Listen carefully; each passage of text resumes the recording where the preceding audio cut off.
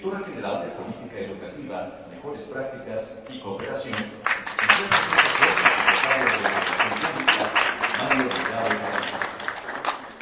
nos acompaña el excelentísimo señor Mushfiqul Fasal, embajador de la República Popular de Bangladesh. Se encuentra con nosotros el ministro Fernando González Aife, director general para Asia-Pacífico de la Secretaría de Relaciones Exteriores. Está con nosotros el señor Shahidul Anam, artista y fotógrafo.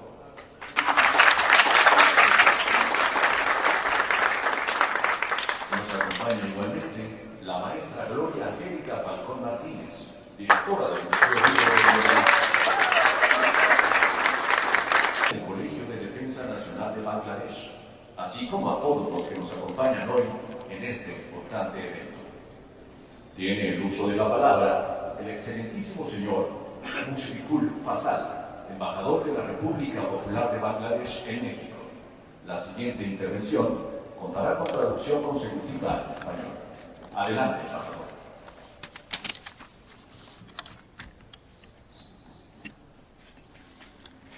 Honorable Director General, my good friend Fernando González Saife, Distinguished Director General Education Policy and Cooperation, Ministry of Education, Ms. Gracia Ricardes, and Director of this historic museum, Ms. Gloria Falcon, Dr. Shahidul Alam, founder of DREEC, Explorer at Large of the National Geographic, Excellencies, Ambassadors, members of the Diplomatic Corps, friends and government, business and academia, the proud delegation from Bangladesh National Defense College, not arrived yet, but they're on the way, members of our Bangladeshi community, ladies and gentlemen, Assalamu alaikum, good afternoon, Shubha Aparanno, buenas tardes. Please allow me to begin by expressing my heartfelt gratitude to the Department of Public Education and this historic museum to co-host this magnificent event and the colorful and memorable photo exhibition. Please accept my heartfelt thanks and gratitude. 50 years ago, in 1975, Bangladesh and Mexico shook hands for the very first time as diplomatic partners. That handshake was more than protocol. It was promise a bridge across oceans. Today, half a century later, we gather not only to make the passage of time, but to celebrate friendship built on trust, resilience, solidarity in shared dreams. When I think of Bangladesh and Mexico, I see striking parallels, two nations rich in colors, rhythm, and flavors. Whether in the vibrancy of Bangladeshi Mela or joy of Mexican Fiesta, two peoples who know hardship yet never lose their smile, two societies that cherish culture not as an ornament but as identity, our very soul. Over the past 50 years, our partnership has matured with purpose. We have built bridges through trade, culture, and education. Today, we are exploring new horizons, cooperation in agriculture to feed our people, defense collaboration to ensure peace, and civil aviation agreements to bring our skies and our peoples closer together. This very week, a distinguished delegation from Bangladesh National Defense College is visiting Mexico, a living testament that our friendship is not just celebrated in words, but carried forward in action. On the global stage, Bangladesh and Mexico stand side by side as voices for the unheard. We are champions of the global South, nation that believes prosperity must be shared, that climate action cannot wait, and that dignity belongs to every human being. Looking the next 50 years, I see vast opportunities investments in renewable energy, technology and pharmaceuticals, joint work in women's empowerment, disaster management and combating human trafficking. These are not abstract goals, they are promise for a better tomorrow for our peoples. Tonight's celebration shines brighter because it honors the powerful work of Dr. Shahidul Alam. His exhibition, Images That Break the Silence, reminds us that diplomacy is not only written in treaties, but expressed through art, courage, and the human story. Dr. Alam is not only a world-renowned photographer, but also a fearless voice for democracy and human rights. He endured imprisonment in Bangladesh for speaking truth to power, yet his spirit remained unbroken. His courageous journalism and unwavering poise earned him recognition as Time Magazine Person of the Year in 2018. Following the historic July uprising, the new interim government of Bangladesh, led by Nobel laureate Professor Muhammad Yunus, honored him with the prestigious national award, the Ekushe Padak. His presence here tonight reminds us that art and integrity together can echo across borders and generations. Excellencies, ladies and gentlemen, as we celebrate this golden jubilee, let us look back with pride and forward with conviction. May the next 50 years be brighter, deeper, and more meaningful for Bangladesh, for Mexico, and for our shared humanity. Viva Bangladesh, viva Mexico. Thank you so much.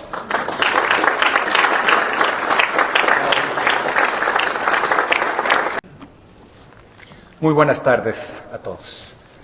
Your Excellency, Ambassador Mustafa Al-Fasal, Ambassador of the People's Republic of Bangladesh in Mexico, distinguished guests, the honoree, what a pleasure to be here today.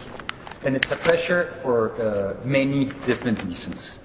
The first one, of course, as the Ambassador mentioned, we are celebrating this year the 50th anniversary of bilateral relations between Mexico and Bangladesh, which formally started on July the 8th, 1975. And a few months ago, Bangladesh also commemorated its 54th anniversary of independence. It's a young nation with whom we share goals of development and prosperity. And the contact of cultures, the contact of countries encompasses many fields. And usually at the political level, at the diplomatic level, we think of how to enhance our trade, how to enhance political dialogue among many cooperation fields. We're now celebrating, actually, as Ambassador mentioned, a visit of Bangladesh Armed Forces, signing an MOU on defense cooperation. But perhaps the most important one is the people-to-people contact. It's sharing our culture. It's sharing the beliefs of the daily people and finding the similarities.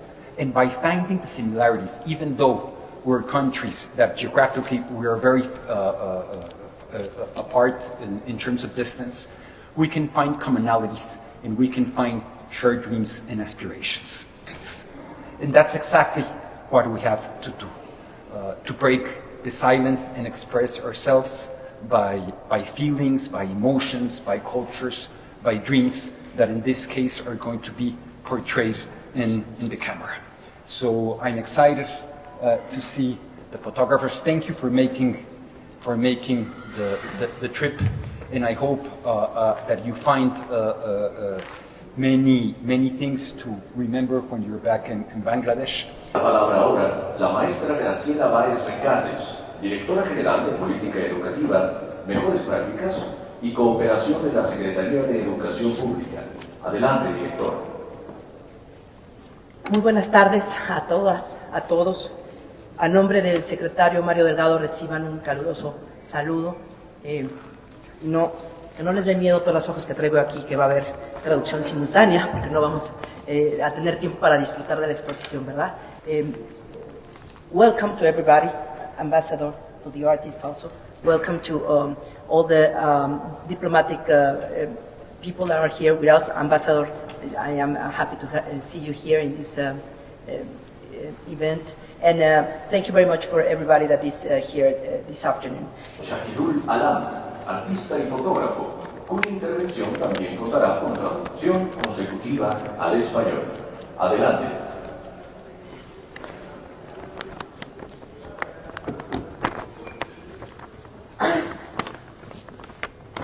Hola, I'm delighted to be here. Thank you very much, the Ministry of Education, the Ministry of Foreign Affairs, my friend, His Excellency Mushfiq Fazal Ansari, and the dignitaries here, ambassadors, friends. Thank you for having me. Bangladesh is on the other side of the globe, but in terms of the latitude, we're almost absolutely identical. We have 6 seasons. The season that's just started, as you can tell from the rain outside, is Shorod. That is also our season. In Bangladesh, people celebrate Shorod because of its clouds. Children play in the rain, lovers huddle, poets write poetry. It's my favorite season. Despite the fact that we have these similarities that previous speakers have mentioned, we don't know so much about Mexico. We know because of our colonial past, we know about what happened in Britain, in other places. Except for Frida Kahlo and a few prominent people, we don't know so much. The history of photography is largely a history of Western photography. The world, and that's true of history generally. There's a very interesting African saying that goes something like, until the lions find their storytellers, stories about hunting will always glorify the hunter. Until the lions find their storytellers, stories about hunting will always glorify the hunter. Because of that, we decided we would put together a database of photographers of the South. And in that process, I reached out. This was way before internet, but I did my digging and I discovered that there was a famous photographer called Pedro Meyer. So I wrote off to Pedro Meyer, asking him if he would join this community, we would build something together. We had never met. It was handwritten letters, telexes, faxes, emails. He was much more proficient technologically than I was, but I will take credit for the fact that I introduced him to Skype. So he wrote to me to say he was bringing out a new book called Truths and Fiction, and he wanted me to write the introduction. It was about digital photography. At that time, I knew nothing about digital photography. And I explained to Pedro to say, well, why me? I know nothing about this. And he says, that's why I want you to write. So I started writing. And in my text, I talked about the clouds, the Shorod clouds, the mango trees, the crows cawing, and all sorts of things that were happening around me. Later on, Pedro was having a major exhibition of canvas prints in Arles. I also had a much smaller exhibition, but I knew he was there, so I went over to the gallery to see him. When he looks at me, he thinks I'm Spanish, and he talks to me in Spanish. And I explained to him, no, I'm from Bangladesh. And he says, my friend Shahidul Alam, he's from Bangladesh, he's here. I'm going to introduce you. So of course I told him who I was, he gave me a huge big hug, and we became friends. Later, he invited me to Mexico, and I had a show at the Centro de la Imagen. And at the end of the show, we were having a reception at his place, and then we had a little party in a warehouse, abandoned warehouse. And as I'm sitting there, my friend sitting opposite me says, look behind you. I looked, and there was this guy whom I didn't recognize, and I'm embarrassed to say that was Gabriel Garcia Marquez. So he came to see the show. At the end, we were going to go back. There was a friend of mine, Max Kozlov. We were staying at the same hotel, so we were going to share a taxi to go back. But before that, everyone had warned me. They said, Mexico is a very dangerous place. México es un país muy peligroso. Watch out, yeah? So we sit in a taxi and we're going, and this taxi driver goes through a dark alleyway, and he takes the window down, he beckons to some people, and some people come out of the shadows. So Max and I, we're shitting ourselves in the back seat. And they have this long conversation, and then this guy comes over to my window and knocks on the glass. Take the window down. Le bajo a la ventana. And the guy sticks his head in and says, the taxi driver wanted to tell you that he loved your show on television. So I find myself in a country where someone like Gabriela Garcia Marquez comes to my exhibition, and a taxi driver watches a program on photography on television, and recognizing that the person is in his back seat, he has to tell me how much he liked my work. And that is what is so beautiful about this country. Since then, I've invited Mexican artists to come to my place. So Pedro Mer has come to Bangladesh, Graciela Iturbide has come to Bangladesh. I've run workshops here in Mexico, and students, one of them might be here, Cristobal Trejo and other students have come to my festival. The first time I came, I also had the chance to see the great Manuel Alvarez Bravo. And very recently, I was curating a show where I had the collective work of Bravo and Iturbide together in Germany. So while we are thousands of miles apart, while we speak different languages, I think we have that commonality, that warmth, the tenderness, the love for arts, and most of all, a common love of freedom. So that is what I would like to take back with me. Thank you for having me. Gracias. Una, dos, tres. Oh, well, it's done. It's done. My name was to say, this is actually, it's chronological in a sense. So at a time when I decided to start photography, my interest was in pictorial photography. So I was producing pretty pictures, and then I started doing nudes. But that picture at the end is quite interesting because I started getting involved with the Socialist Workers' Party. But these are all Bangladesh. This gentleman is very interesting. He was Major Zia, a famous freedom fighter who later became the king of the pirates.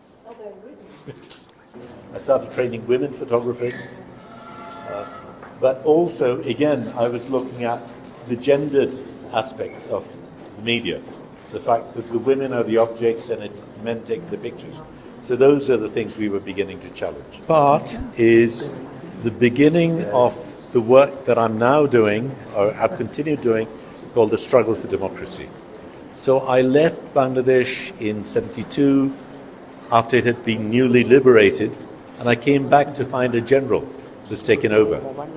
So I began as an activist in the streets, taking photographs of the movement to bring him down. So I'm looking at everyday pictures, but here's an interesting thing. There was a very big flood in Bangladesh. And before the flood waters have dried, there was a very opulent wedding of the daughter of a minister. This gentleman, on his back it says, "Let democracy be freed." He was killed on the 10th of November 1987. And we had this show on the 10th of November 1989 to remember Nur Hussain. This is a picture of after Ershad fell. We were able to bring down Ershad, and this was the campaign. And Khaleda Zia, who later became the Prime Minister, and in fact he was her press secretary at that time.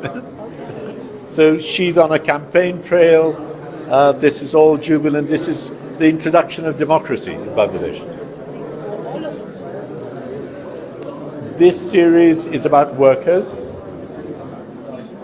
You know, people digging earth, garment workers, steel mill workers. On that side, again, we've got workers, so that's part of the continuation. The top picture is about microcredit.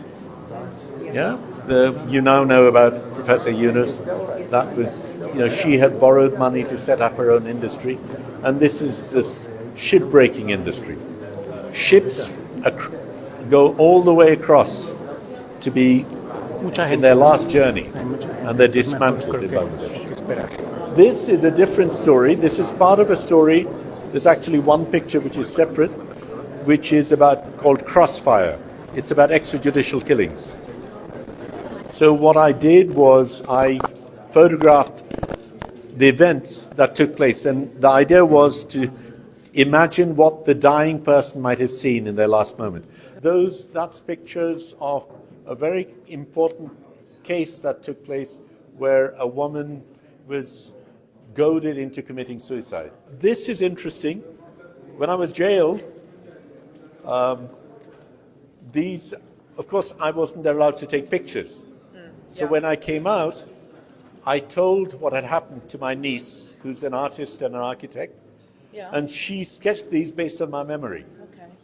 But this radio was given to me by my fellow prisoners.